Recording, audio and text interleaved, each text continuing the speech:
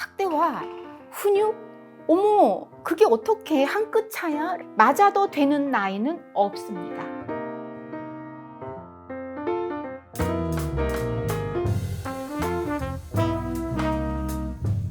안녕하세요. 부모교육 전문가 임영주입니다. 부모교육은요, 파트가 여러 갈래인데 지금 이 시간은 제가 훈육 전문가로 여러분들께 저를 소개하고 싶습니다.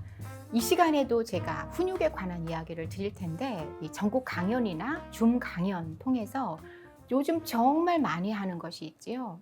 학대와 훈육에 관한 강연이에요. 그런 생각을 합니다. 부모님들의 교육 수준이 높아지고요. 부모교육 이론이 정말 부모님들에게 일상화가 되어서 선택 장애일 정도로 굉장히 여러분들이 많이 알고 계시거든요. 그런데도요, 제가 상담을 하거나 현장에서 질문을 받거나 사전 질문을 받거나 설문조사를 하면은 놀랄 만한 결과가 나옵니다. 학대와 훈육? 어머, 그게 어떻게 한 끗 차야? 라고 얘기하시는 분 계신데 제가 칼럼에도 학대와 훈육은 한 끗 차라는 것을 쓴 적이 있을 정도로요. 여러분, 한 끗이 약간 속어죠? 굉장히 정확하게 세게 말씀드리려고 제가 한 끗이라는 말을 썼는데 굉장히 사소한 근소한 차이를 얘기하는 거거든요. 이 경계가 아주 부모님들한테는 힘든가 봐요. 또는요, 어머, 정말 그게 그거예요? 라고 물어보시는 분이 계시는 걸 보면은 몰라서 내가 이게 훈육인 줄 알고 하시는 분들이 많다는 얘기거든요. 오늘 이 시간을 통해서 여러분들에게 진짜 정확하게, 확실하게, 혼란스럽지 않게, 혼돈되지 않게 말씀드릴게요. 학대와 훈육은요, 아주 사소한 차이이기 때문에 이 경계를 잘 아시면은요, 아이에게 하는 것이 아이를 위한 건지, 아이에게 하는 이 훈육이 부모님의 화를 못 이겨서 내는 건지, 하지만 반복되는 행동을 했을 때 어떻게 화를 안 낼 수가 있는지, 이런 부분에 대한 것들. 그럼에도 불구하고 우리는 감정 조절을 하면서 훈육을 해야 하는 거구나. 왜냐하면 이 어린 아이들한테도요, 우리는 감정 조절하라고 수없이 반복해서 가르치고 있거든요. 그게 또 훈육의 요점이기도 하고요. 제가 며칠 전에 아빠 교육 때문에요, 광진구라는 곳을 갔습니다. 시간이 좀 여유가 있어서 제가 차를 마시면서 이렇게 창 밖을 봤는데 거기에 플래카드가 커다랗게 놓여져 있습니다. 제가요, 훈육 강연 자료를 사용하려고요, 사진을 찍었습니다. 뭐라고 써 있느냐면요, 아동학대는 범죄입니다. 112, 129 뭐 이렇게 써 있었어요. 여러분, 이렇게 사회에서는 아동학대에 대한 관심이 많았거든요. 그날 저녁에 아빠들하고 함께 했었던 내용이 훈육에 관한 강연이었습니다. 저는 42개의 질문을 받았어요. 거기에서 어떤 아빠가 해주신 질문이 있습니다. 채팅창 말고 사전 질문으로 받았던 게 42개의 질문이었고, 그것에 대해서 제가 Q&A 시간을 갖는 것이 그날의 강연이었는데, 회초리가 능사는 아닌 것 같지만 그래도 말을 안 들을 때는 어떻게 해야 하는 건가요? 이런 질문이 있었고요. 말로 하려고 하는데 반복해서 말을 안 듣는데 말로만 하는 것이 최선일까요? 자, 여러분, 제가 지금 몇 가지 질문이 있지만 아동과 학대에 대한 것이 굉장히 혼란스럽구나라는 것에 대한 질문이 여러 개 있었지만 이 두 질문만 가지고 가볼게요. 회초리가 괜찮은가 물어본 겁니다. 회초리 정도야 뭐. 그다음에 말로만 하는 것이 능사이냐 괜찮으냐라고 물었던 건요, 진짜 매를 들어야 되지 않겠는가, 지금 이 부분이 궁금한 거예요.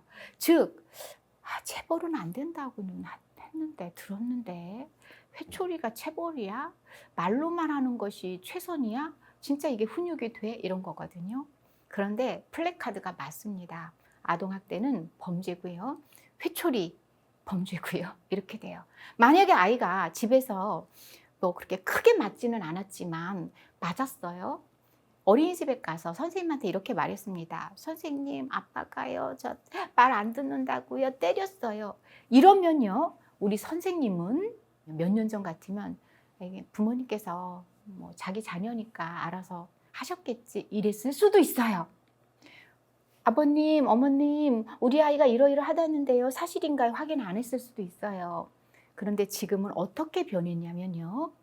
그 선생님은 아이가 가리키는 곳을 확인을 해야 하고요.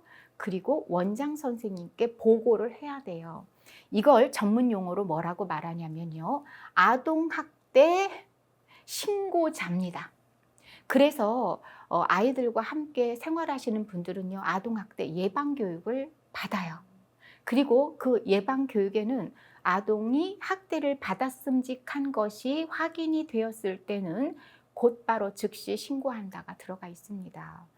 그러면 내 자식 내 맘대로라는 정서가 있었어요.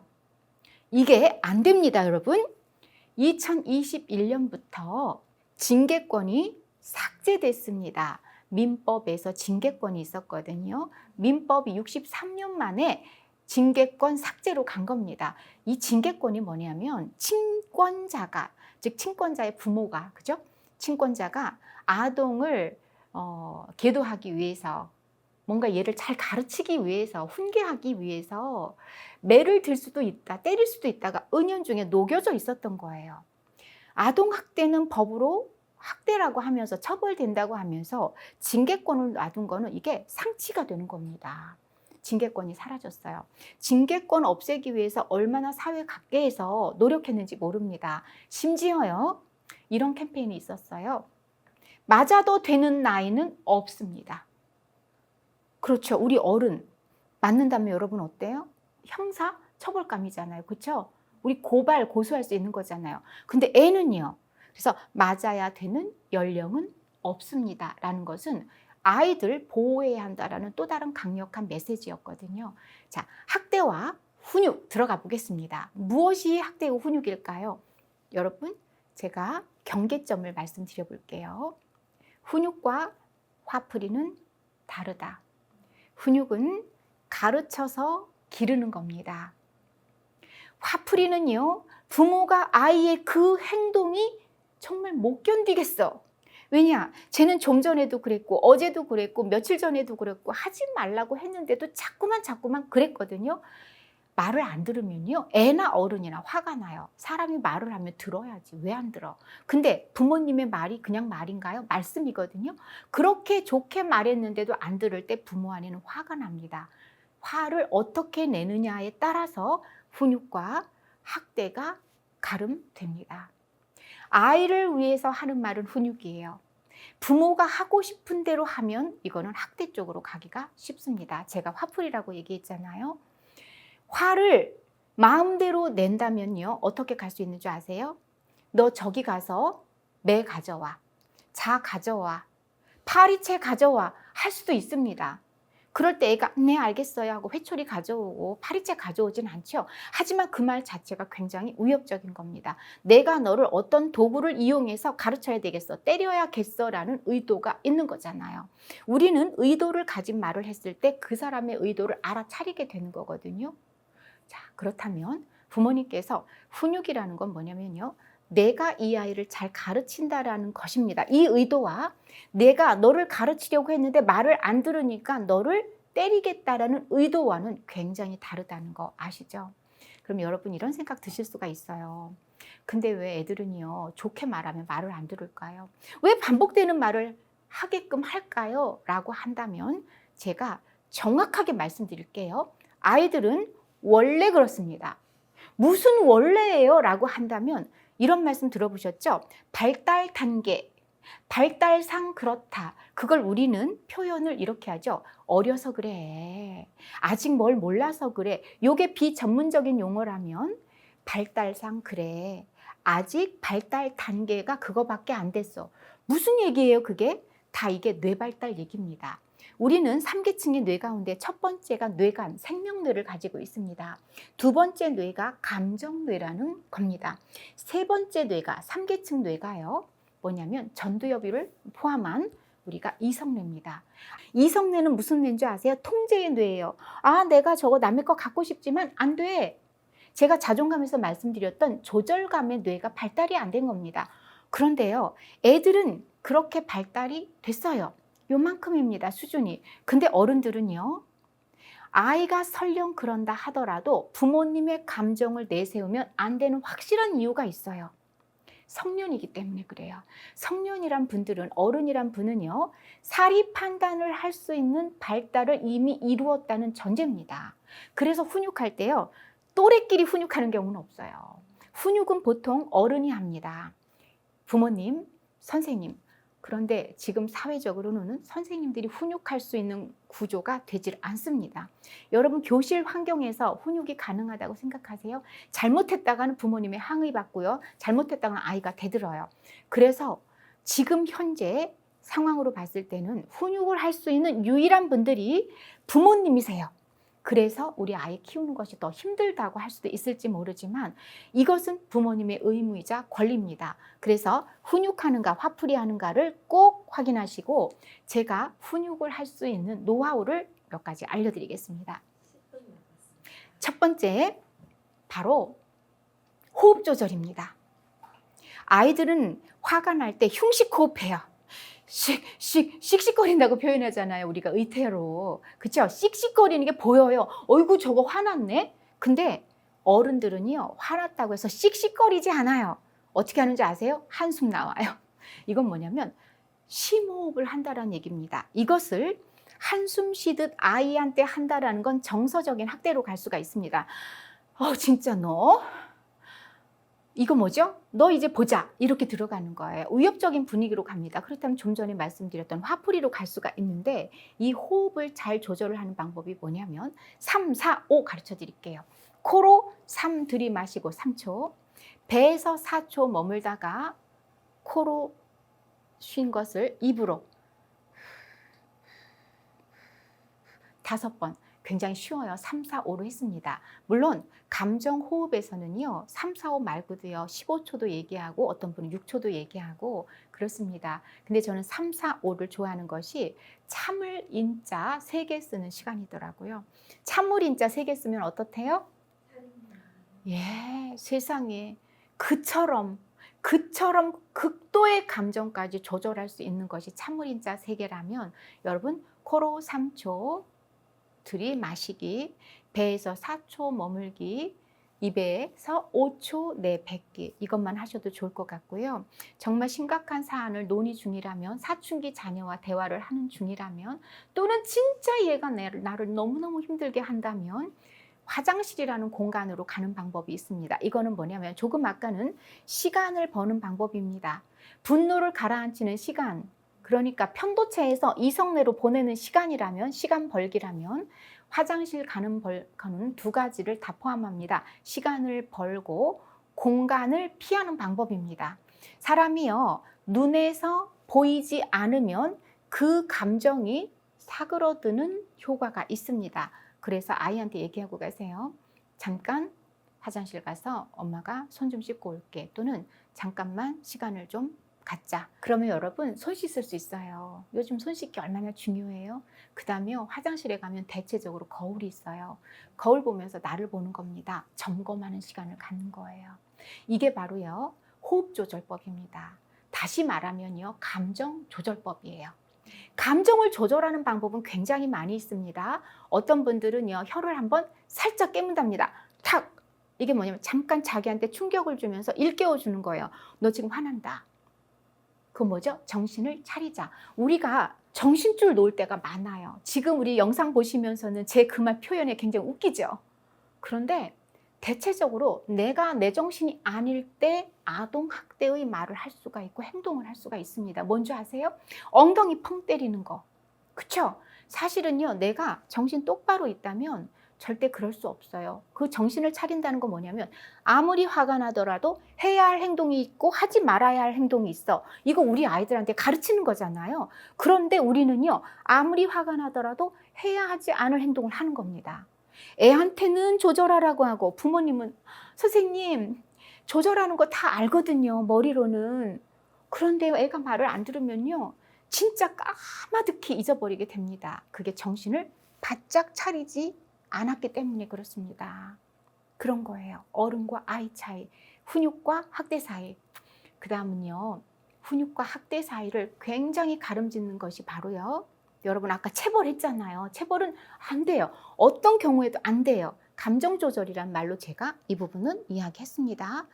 정말 우리가 헷갈리는 부분이 뭔지 아세요? 말이에요. 어른과 아이가 화가 났을 때 감정 통제를 하느냐 그렇지 않느냐는 말의 품격에서 달라집니다. 애들은 화가 났을 때 나 지금 화나는구나. 그러니까 친구한테 거친 말 하지 말아야지. 욕하지 말아야지. 그래 누구야. 너는 지금 조절할 수 있어. 이런 애들은요 많지 않아요. 왜요? 감정뇌가 100% 발달했다고 했잖아요. 감정대로 하는 겁니다. 어른은요. 감정뇌도 100%, 이성뇌도 100% 그렇기 때문에 그 순간 생각합니다. 내가 이 말을 해도 되는가? 하면 안 되는가? 하면 될 말과 하면 절대 안 되는 말을 구분 짓는 것이 훈육과 학대입니다. 예를 들면 어머 지금 여기까지 들으니까 가만히 있어보자. 훈육은 말로 하는 건데 체벌하지 않고 네 이런 말들 어떨까요? 자, 우리 어린이집 유치원 선생님들 다음 중 아동학대에 속하는 것을 고르시오가 몇 가지 있었습니다. 여러분들에게 제가 비유하지 않고 선생님들 거로 한번 갈게요. 아이가 말을 안 들을 때 너 교실 밖으로 나가. 너 동생 반으로 보낼 거야. 학대일까요? 아닐까요? 여러분이 그렇다. 그런 것 같기도 하다. 세모 아니다. 여러분이 이제 판단하십시오. 아마 판단이 될 겁니다. 자, 그렇다면 이걸 우리 집으로 한번 해볼게요. 장난감 정리 너무너무 안 합니다. 공부 너무너무 안 합니다. 밥 먹으라고 하니까 안 해요. 조금 아까 동생하고 싸우지 말랬더니 또 싸우네요. 이게 하루 이틀이어야지 좋게 말하죠. 그렇죠? 네, 그런 상황이 또 반복됐습니다. 한 100번쯤 되는 것 같아요. 화가 납니다. 끝까지. 엄마가 쇼핑백 하나를 가져갑니다. 아이 쪽으로 가서. 그러면서 장난감을 막 소리나게 담습니다. 그러더니 아이 손에 탁 쥐어줍니다. 이거 가지고 나가. 훈육인가요? 학대인가요? 자, 이것도 여러분한테 OX로 남겨두겠습니다. 여러분, 저한테 그런 얘기 하고 싶죠? 선생님, 제가 그런 행동하기 전에는요, 얼마나 여러 번 좋게 말했는 줄 아세요? 밥 먹을 시간이야. 장난감 정리한다. 손 씻고 와. 좋게 말했고요. 엄마가 2번 말한다. 장난감 빨리 치워. 오늘은 엄마가 정리 안 해줄 거야. 너 혼자 하는 거야. 했고요. 3번째다. 너 좋게 말할 때 말해. 제가요. 얼마나 좋게 말했는 줄 아세요? 엄마가 한번 봐준다. 봐주기도 했었습니다. 근데 안 들어서 그랬어요. 이유 불문. 네, 마지막 말이 중요합니다. 그리고요. 아이 손잡고 현관까지 가는 엄마도 있습니다. 나가라고 거실에서 그런 게 아니라. 그리고 어떻게 해요? 현관 손잡이 딱 열고요. 딱 바깥을 보는 순간 아니지 하고 딱 닫았어요. 그리고 아이를 현관 앞에 두고, 아니 밖으로는 아니에요. 실제 사례입니다. 현관 앞에 두고요. 엄마가 주방으로 와서 소리나게 그릇을 딸그락딸그락 설거지를 합니다. 너 밥 먹지도 마라. 엄마 혼자 먹고 다 치울 거야. 그리고 화가 나니까 엄마가 얘한테는 더 이상 못하고 설거지를 소리나게 했습니다. 여러분 어떠세요? 제가 알려드릴게요. 이건요 정서학대예요. 얼마나 공포스럽습니까? 아이는요 집이 우주입니다. 우주. 엄마가 세상이고요. 그런 어마어마한 분에게 지금 공포 그 자체입니다. 그 다음에 또 하나가 정서학대에 또 들어가는 것이 부부싸움이에요. 한두 번쯤이 어떻겠습니까? 맞아요. 우리끼리는 용서합시다. 우리 부모들끼리는. 그런데 30대, 40대 엄마들이 제게 상담해 오는 대부분의 어렸을 때의 상처가 지금까지 트라우마로 남는 것이 바로 어렸을 때 받았던 아동학대예요. 그때는 학대인 줄 몰랐어요. 왜냐하면 옆집에도 저 뒷집에도 앞집에도 나처럼 그냥 그렇게 육아가 양육이 이루어졌거든요. 아동학대라는 말이 그때는 적용되지 않았어요. 그런데 부모님이 싸우면서 너 때문에 살아. 저리 가 있어. 꼴도 보기 싫어. 왜 당신들이 싸우면서 나한테 그랬냔 말이죠. 그 다음에 끝나고 난 다음에 엄마가 나 잡고 울었어요. 누구야? 엄마 너 보고 사는 거야. 너 말 안 들으면 엄마 도망갈 거야. 어느 날은 엄마가 무슨 가스활명수 비슷한 거 있어요. 그거 놓고 애들 불러놓고 너희들 말 안 들으면 엄마 죽을 거야. 그게 뭐겠어요? 상징적인 거 아니겠어요? 여러분 이게 다 상담 사례입니다. 그때 어떤 기질상 또 애들이 다 달라요. 공포를 확 갖는 아이가 있고요. 아, 엄마 그러지 마. 이런 아이도 있었고요. 그러니까 같은 상황도 굉장히 크게 와닿는 아이가 있습니다. 상담을 했던 엄마는요, 그 상황을 지금도 끔찍하게 여겨가지고 병으로 된 감기약조차도 못 먹는다고 합니다. 이게 일종의 가스라이팅 아니겠어요, 여러분? 그래서 나는, 부모는 선의의 의도로 훈육을 했지만 아이에게는 어마어마한 상처로 남을 수 있는 것. 자, 이게 바로 훈육과 학대가 한 끗 차라는 이유입니다. 저도 부모인데요. 아이 잘 되라고 하는 말이에요. 아이 잘 되라고 하는 행동이고요. 아이 잘 되라고 모든 정성을 담아서 우리는 훈육을 합니다. 여러분, 성질 내는 것도요, 내 에너지 다 쏟는 거예요. 아무한테나 화내요? 아니요. 화도 에너지입니다. 그런데 자, 훈육과 학대의 마지막 차이 하나 말씀드릴게요. 내 관점이 아니라 아이 관점에서 보는 겁니다.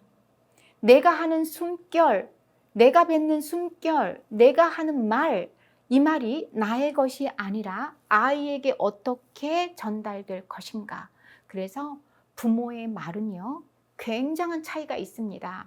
너를 위해서 한 말이야. 말은 그래요. 우리 의도도 그래요. 정말 우리는 선입니다. 그런데 이 아이에게 다가가는 말은 어떤지 제가 솔루션 하나 드릴게요.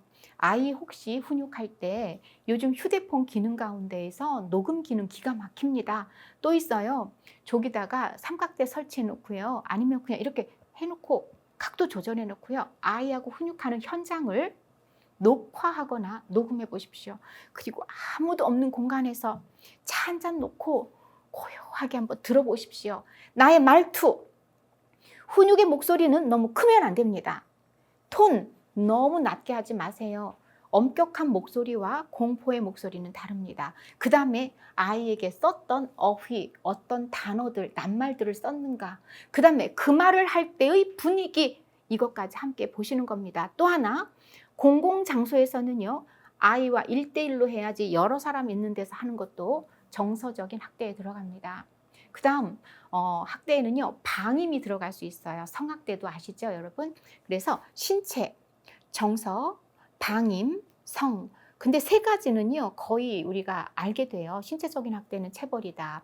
방임은 아프다는데도 병원에 안 데리고 가거나 네 맘대로 해놓고 아이 그냥 방치하는 거거든요. 성학대, 요즘 아이들 4살, 5살 되면 정말 부끄러움 이런 거 다 알고요. 그래요. 그런데 아이 그냥 아무 데서나 혹시라도 쉬하게 한다든가 이런 부분들, 창피해. 그럼 이것 자체가 수치감을 느끼게 하는 거거든요. 그래서 수치감 느끼지 않게끔 하는 것들, 이런 부분들이 몇 가지 기준이 정해지면요, 사실 몰라서 그랬습니다.